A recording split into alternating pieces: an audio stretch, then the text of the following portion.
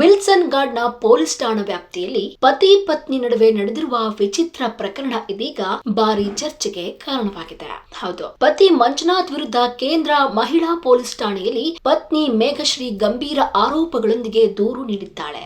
ಆದರೆ ದೂರು ದಾಖಲಾಗುತ್ತಿದ್ದಂತೆಯೇ ಪ್ರಕರಣಕ್ಕೆ ಭಾರಿ ಟ್ವಿಸ್ಟ್ ಸಿಕ್ಕಿದೆ. ಇದೀಗ ಮಂಜುನಾಥ್ ಸ್ವತಃ ಮೇಘಶ್ರೀ ವಿರುದ್ಧವೇ ಗಂಭೀರ ಆರೋಪಗಳನ್ನ ಮಾಡಿದ್ದಾನೆ. ತನ್ನ ಮೇಲೆ ಮಾಡಿರುವ ಆರೋಪಗಳು ಸಂಪೂರ್ಣ ಸುಳ್ಳು ಎಂದು ಹೇಳಿರುವ ಮಂಜುನಾಥ್, ಎರಡಲ್ಲ ಮೂರಲ್ಲ 4 ಗಂಡು ಬೇಕು ಅನ್ನೋದು ಅವಳ ಉದ್ದೇಶ ಎಂದು ಗಂಭೀರ ಆರೋಪ ಮಾಡಿದ್ದಾನೆ. ಶೋಕಿಗೆ ಗಂಡಂದಿರ ಹಣ ಬಳಸಿ ಚಿನ್ನಾಭರಣ, ದುಬಾರಿ ಮೊಬೈಲ್, ಐಪ್ಯಾಡ್, ಟ್ಯಾಬ್ ಗಳನ್ನು ಪಡೆದು ವಂಚನೆ ಮಾಡುತ್ತಿದ್ದಾಳೆ ಎಂದು ಹೇಳಿದ್ದಾನೆ. ಎರಡನೇ ಗಂಡನ ಜೊತೆ ಜಾಲಿ ಟ್ರಿಪ್ ನಂತರ ಆತನಿಗೂ ಕೈಕೊಟ್ಟು ಮೂರನೇ ವ್ಯಕ್ತಿಯನ್ನು ಗಂಡ ಎಂದು ಪರಿಚಯಿಸಿಕೊಂಡು ಮದುವೆಯಾಗದೆ ವಂಚನೆ ಮಾಡಿದ ಆರೋಪವು ಕೇಳಿಬಂದಿದೆ. ಮೂರನೇ ಗಂಡ ಎನಿಸಿಕೊಂಡ ವ್ಯಕ್ತಿಯಿಂದಲೂ ಮೇಘಶ್ರೀ ವಿರುದ್ಧ ದೂರು ದಾಖಲಾಗಿದ್ದು, ಸುಮಾರು 30 ಲಕ್ಷ ಹಣ, 50 ಗ್ರಾಂ ಚಿನ್ನ, ಐಫೋನ್, ಐಪ್ಯಾಡ್ ಪಡೆದಿರುವ ಆರೋಪ ಇದೆ. ಮಂಜುನಾಥ್ ಹೇಳುವಂತೆ ಮೇಘಶ್ರೀ ಈಗಾಗಲೇ ಮೊದಲ ಹಾಗೂ ಎರಡನೇ ಗಂಡನ ವಿರುದ್ಧ ವಿಲ್ಸನ್ ಗಾರ್ಡನ್ ಠಾಣೆಗೆ ದೂರು ನೀಡಿದ್ದಾಳೆ.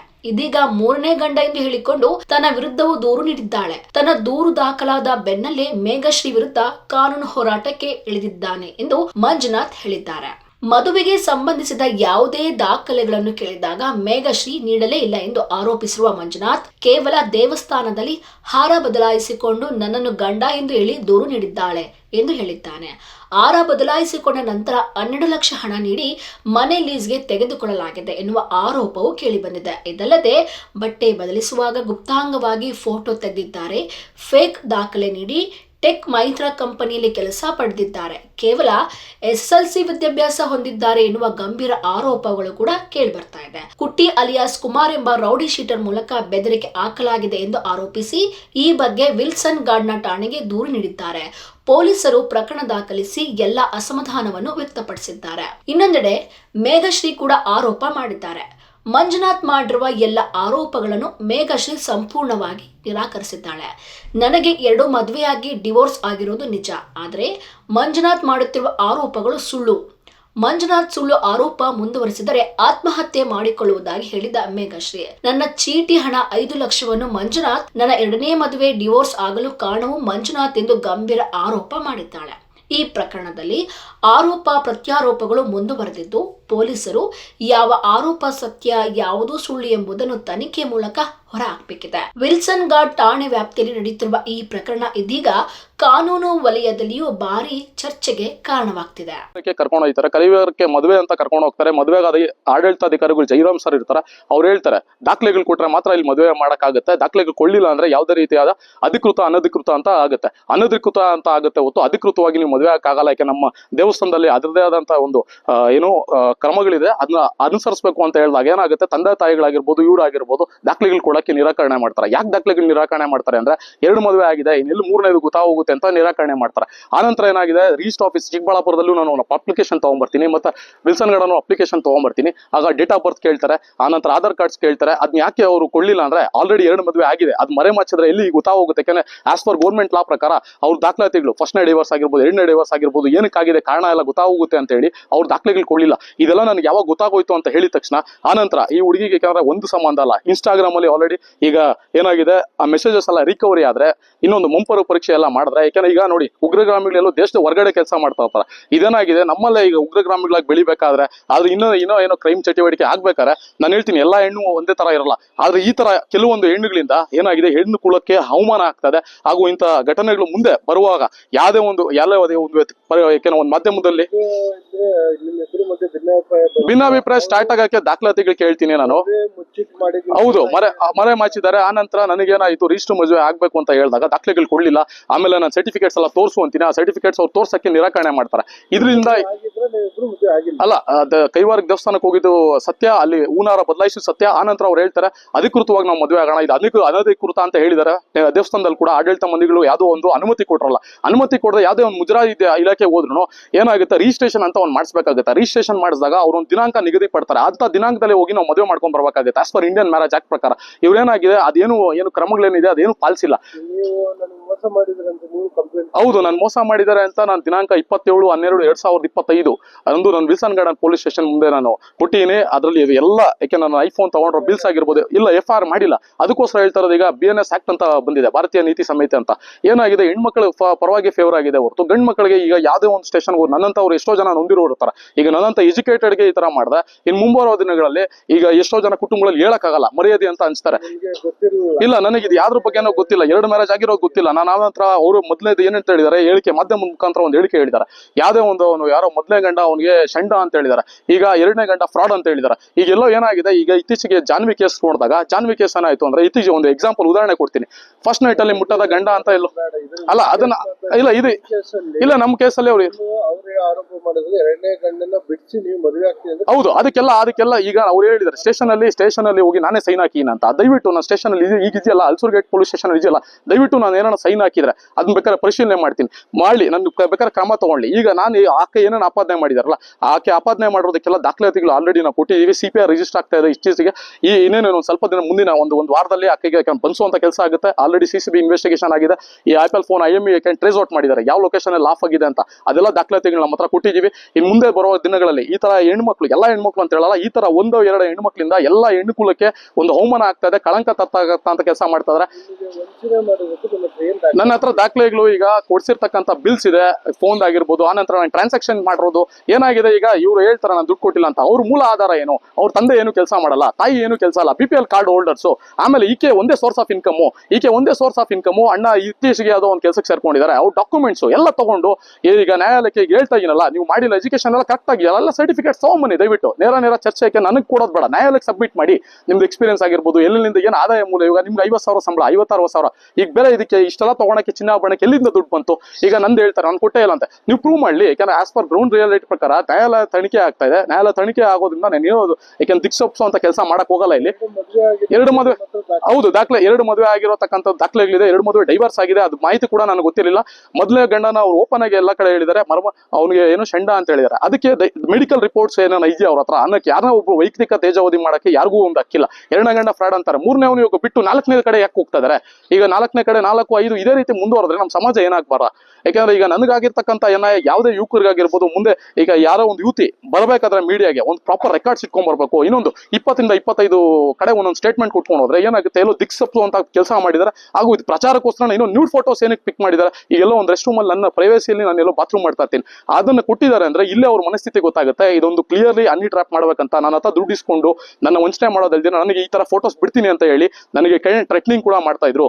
ಈಗ ಏನಾಗಿದೆ ನಮಗೆ, ಈಗ ನೋಡಿ ಆ ತರ ಟ್ರೆಟ್ನಿಂಗ್ ಈಗ ನನಗೆ ಆಗಿದೆ. ನಾವು ಎಜುಕೇಟೆಡ್ ಫ್ಯಾಮಿಲಿ, ಈಗೇನೋ ಆಗಿಲ್ಲ. ನಮ್ಮ ತಂದೆ ತಾಯಿ ಎಲ್ಲ ನ್ಯಾಯಾಲಯದ ಮೇಲೆ ಅಪಾರ ಗೌರವ ಇದೆ. ಹಾಗೂ ಅಂಬೇಡ್ಕರ್ ಸರ್ ಸಂವಿಧಾನಕ್ಕೆ ಬಗ್ಗೆ ಅಪಾರವಾದ ಗೌರವ ಇರೋದಕ್ಕೆ, ನಾವು ಕಾನೂನಲ್ಲಿ ನಂಬಿರೋದಕ್ಕೆ ಇವತ್ತು ನಾನು ವಕೀಲರ ತಂಡಕ್ಕೆ ಹಾಗೂ ಮಾಧ್ಯಮ ಮಿತ್ರರಿಗೆ ಹಾಗೂ ನನ್ನ ಜೊತೆ ಇರ್ತಕ್ಕಂಥ ಕರ್ನಾಟಕ ಜನತೆ ಎಲ್ಲ ಕಾಮೆಂಟ್ಸ್ ನೋಡಿದೆ. ಯಾರು ಏಕೆನ ದೋಷಣೆ ಮಾಡಿಲ್ಲ, ಇಲ್ಲ ಇದೇನೋ ಫಾಲ್ಟ್ ಇದೆ ಅಂತಾನೆ ಹೇಳಿದ್ದಾರೆ.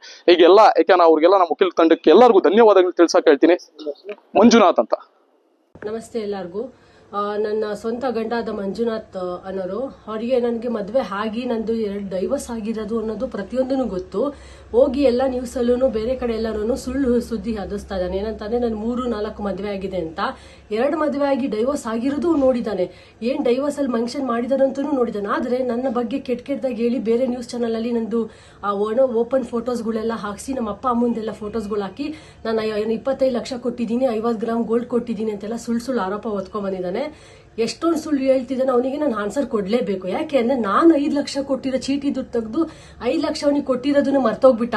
ನನಗೆ ಚೈನ್ ಬೇಕು, ಉಂಗ್ರ ಬೇಕು ಅಂತೆಲ್ಲ ಹೇಳಿ ಇಸ್ಕೊಂಡವನು ಇವತ್ತು ಹೋಗ್ಬಿಟ್ಟು ನಾನು ಏನೋ ಕೋರ್ಟಲ್ಲೆಲ್ಲ ನಾ ಕೇಳ್ಬಿಡ್ತಾರೆ ನಾನು ಇಸ್ಕೊಂಡಿರೋದು ಅಂತ ಹೇಳ್ಬಿಟ್ಟು ನನ್ನ ಬಗ್ಗೆ 25 ಲಕ್ಷ ಇಸ್ಕೊಂಡಿದ್ದಾಳೆ. 50 ಲಕ್ಷ 50 ಗ್ರಾಮ್ ಉಂಗ್ರ ಸರ ಎಲ್ಲ ಇಸ್ಕೊಂಡಿದ್ದಾಳೆ ನನ್ನ ಹತ್ರ ಅಂತೆಲ್ಲ ಸುಳ್ಳು ಹೇಳಿದಾನೆ. ಅವನು ವಿತ್ ಡಾಕ್ಯುಮೆಂಟ್ಸ್ ನನಗೆ ತಗೊಬಂದು ತೋರಿಸ್ಬೇಕು. ಒಂದು ಕೆಟ್ಟದಾಗಿ ಒಂದು ಹುಡುಗಿನ ಸ್ವಂತ ಎಂತಿನ ಎಷ್ಟು ಚೀಪಾಗಿ ಎಲ್ಲಾ ಕಡೆ ಅವನು ವಿತೌಟ್ ಪ್ರೂಫ್ ಇಲ್ದಂಗೆ ಮಾತಾಡ್ತಿದ್ದಾನೆ. ಬೇಲ್ ತಗೊಂಡಿದ್ದಾನೆ ಅಂದಾನೆ. ಯಾವ ತರದಲ್ಲಿ ಬೇಲ್ ಕೊಡ್ತಾರೆ ಸರ್ ಇವನಿಗೆ? ನಿನ್ನೆ ಹೋಗಿ ನೋಟಿಸ್ ಕೊಟ್ಟಿದ್ದಾರೆ. ಇವತ್ತು ಆಲ್ರೆಡಿ ಅವನು 25ನೇ ತಾರೀಕು ಡಿಸೆಂಬರಲ್ಲೇ ಬೇಲ್ ತಗೊಂಬಿಟ್ಟಂತೆ. ಎಷ್ಟು ಸುಳ್ಳು ಹೇಳ್ತಿದ್ದಾನೆ ಅಂದ್ರೆ ನನ್ನ ಬಗ್ಗೆ ತುಂಬಾ ಕೆಟ್ಟದಾಗಿ ನನ್ನ ಬಗ್ಗೆ ಹೇಳ್ತಾ ಇದ್ದಾನೆ. ಅವ್ನು ಸ್ವಂತ ಗೊತ್ತಿದ್ದು 2ನೇ ಮದ್ವೆ ಆದಾಗ್ಲೂ ಕೂಡ ನಾನು ಡೈವರ್ಸ್ ಆಗ್ಬೇಕಾದ್ರೂ ಅವನಿಗೂ ಗೊತ್ತಿತ್ತು. ಯಾಕೆಂದ್ರೆ ನನ್ನ ಮ್ಯಾನೇಜರ್ ಆದಾಗ್ಲೂ ಆ ಮದ್ವೆಗೂ ಹಾಳು ಮಾಡಿದ್ದೆ ಇವನು. ಸ್ವಯಂ ಬಂದ್ ಇವನೇನೆ ಆ ಹುಡ್ಗಂಗ್ ಹೋಗಿ ಹೇಳಿ ಕೆಟ್ಟದಾಗಿ ನಾನ್ ಮದ್ವೆ ಲವ್ ಮಾಡ್ತಾ ಇದೀನಿ ನಾನು ಅವಳು ಇಷ್ಟಪಡ್ತೀನಿ, ನೀನ್ ಬಿಡ್ಲಿಲ್ಲ ಅಂದ್ರೆ ನಾನು ಹಂಗ್ ಮಾಡ್ತೀನಿ ಹಿಂಗ್ ಮಾಡ್ತೀನಿ ಅಂತ ಅವನಿಗೆ ಹೇಳಿ ಅವನು ಒಬ್ಬ ಸೈಕೋ ಆಗಿ ಅವನು ನನಗೆ ಬೇಡ ಅಂತ ಹೇಳಿ ಅವನು ಡೈವರ್ಸ್ ಕೊಟ್ಟ. ಇವಾಗ ಅವ್ನು ಗೊತ್ತಿದ್ರು ಇವ್ರು ಸುಳ್ಳು ಹೇಳ್ಬಿಟ್ಟು ನಾನು ಮದ್ವೆ ಆಗಿದ್ದಾನೆ ಅಂತ ಹೇಳಿ ಹಂಗಾರೆ ಫೋಟೋಸ್ ತೋರಿಸ್ತೀನಿ. ಸುಳ್ಳು ಹೇಳಿ ಮದ್ವೆ ಆಗಿದ್ರೆ ಅವ್ರ ಅಪ್ಪ ಅಮ್ಮ ಇವ್ರು ಎಲ್ಲ ಒಪ್ಕೊಂಡು ಹೆಂಗ್ ಮಾಡ್ಕೊಂಡ್ರು ಸರ್? ಸುಳ್ಳಿಗೆ ಇವನು ತುಂಬಾ ದೊಡ್ಡದ್ ಮಾಡ್ತಾನೆ. ಹುಡುಗರು ಹೆಸರು ಅಂತ ಹೇಳಿ ಬೇರೆ ಹುಡುಗರದ್ದು ಮರ್ಯಾದೆ ಎಲ್ಲ ತೆಗೆದು ನಮ್ಮ ಅಪ್ಪ ಅಮ್ಮ ನಮ್ದು ಎಲ್ಲ ಬೀದಿಯಲ್ಲೆಲ್ಲ ಪಬ್ಲಿಷ್ ಮಾಡಿದಾನೆ.